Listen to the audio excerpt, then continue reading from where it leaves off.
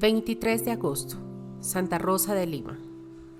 Cada 23 de agosto la Iglesia Católica celebra de manera universal a Santa Rosa de Lima, patrona de Perú, América y Filipinas.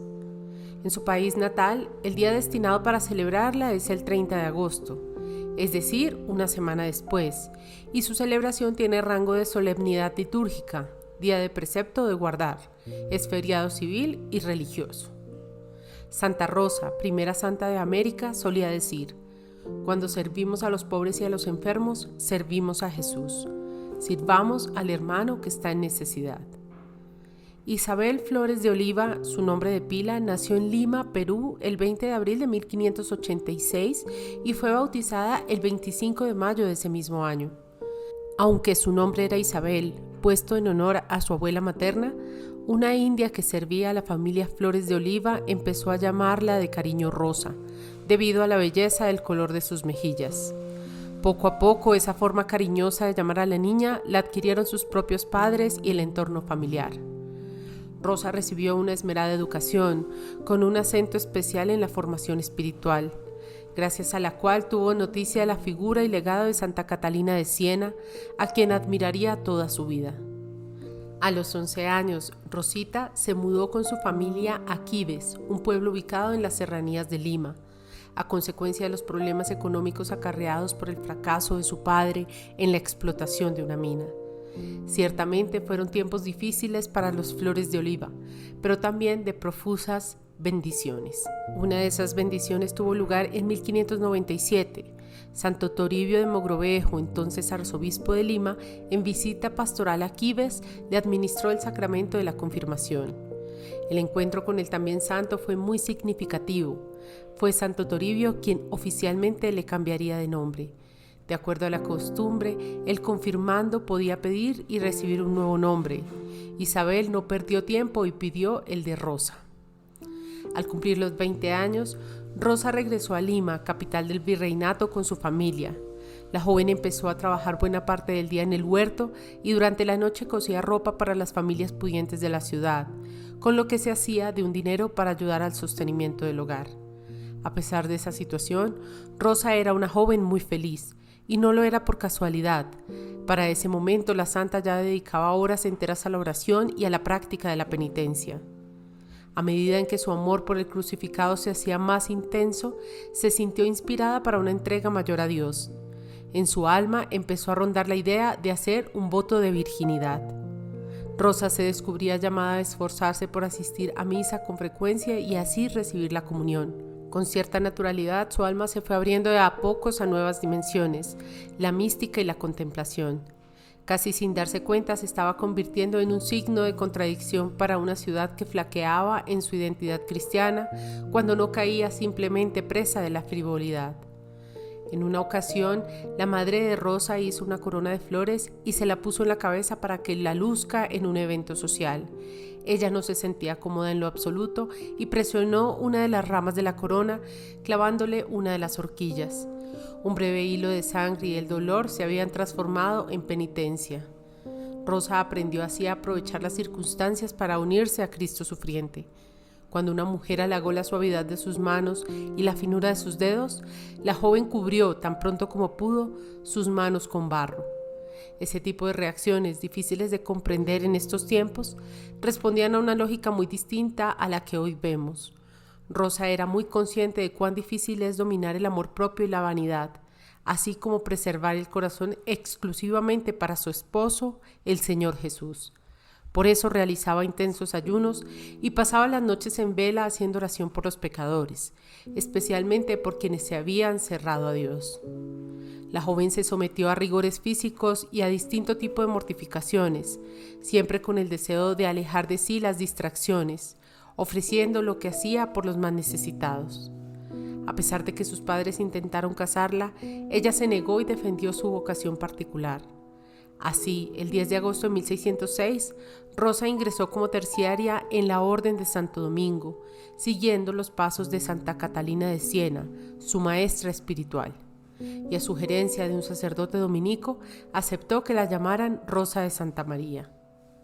Con la ayuda de su hermano Hernando, Santa Rosa construyó una ermita en un rincón del huerto de su casa. Allí oraba y se mortificaba. En soledad, de jueves a sábado, comenzó a tener experiencias místicas. La primera de ellas, conocer los sufrimientos del Señor en la Pasión. Es cierto que Rosa pasaba gran parte del tiempo recluida en su ermita, pero no menos cierto es que se daba tiempo para ir a la iglesia de la Virgen del Rosario o para atender a los enfermos abandonados o a los esclavos maltratados. En medio de esas labores conoció a San Martín de Porres, con quien compartía el afán de asistir a quienes, por su sufrimiento, eran otros Cristos, escarnecidos y llagados. Ambos santos se habrían buenos amigos, como corresponde a los que son compañeros en el ejercicio de la caridad. Rosa tenía el alma ardiendo de amor a Dios y por los hermanos. Se cuenta cómo su tono de voz cambiaba y su rostro se encendía cuando hablaba de Jesús. Lo mismo que cuando se ponía en presencia del Santísimo Sacramento o cuando recibía la Eucaristía. Por supuesto, nada de esto la eximió de las incomprensiones, las burlas de muchos e incluso de alguna falsa acusación o rumor. Como fuese, por la fuerza de su testimonio, los limeños empezaron a reconocerla, amarla y a ver en ella una luz que irradia santidad. En 1615, un grupo de piratas quiso atacar la ciudad de Lima. Se trataba de hombres atraídos por las leyendas sobre sus tesoros y riquezas. Estando sus barcos anclados frente al Callao, Santa Rosa y otras mujeres acudieron a la iglesia de la Virgen del Rosario para rezar ante el Santísimo Sacramento y pedir a Dios que librara del saqueo a la capital. La santa se quedó delante del sagrario con ánimo de protegerlo. No estaba dispuesta a permitir que alguien se acerque a él con ánimo de profanarlo. Si la ciudad caía en manos del enemigo, ella entregaría la vida. Un par de días después, corrió la noticia de que el capitán de la embarcación pirata había muerto y que su barco se había retirado. Los limeños, entonces, ya no tenían dudas sobre Rosa. Esto había sido un milagro y ella era su intercesora. En sus últimos años de vida, la salud de la santa decayó mucho y tuvo que ser recibida en casa de una familia de esposos muy piadosos, don Gonzalo de la Maza y doña María Usategui. La pareja la consideraba como una hija y velaron por ella por casi 3 años hasta el día de su muerte. A pesar de su débil salud, Rosa oraba así: Señor, auméntame los sufrimientos, pero auméntame en la misma medida tu amor. En 1617, el Domingo de Ramos, ocurrió un desposorio místico. Mientras oraba delante de la Virgen del Rosario, el niño Jesús le dijo: Rosa de mi corazón, yo te quiero por esposa. Ella le respondió: Señor, aquí tienes a tu inútil esclava. Tuya soy y tuya seré para siempre. Hoy, en la iglesia de Santo Domingo, en el centro de Lima, se conserva la loseta sobre la cual estaba de pie la santa cuando sucedió su desposorio. Santa Rosa de Lima murió el 24 de agosto de 1617 a los 31 años. Los funerales movilizaron a toda la ciudad.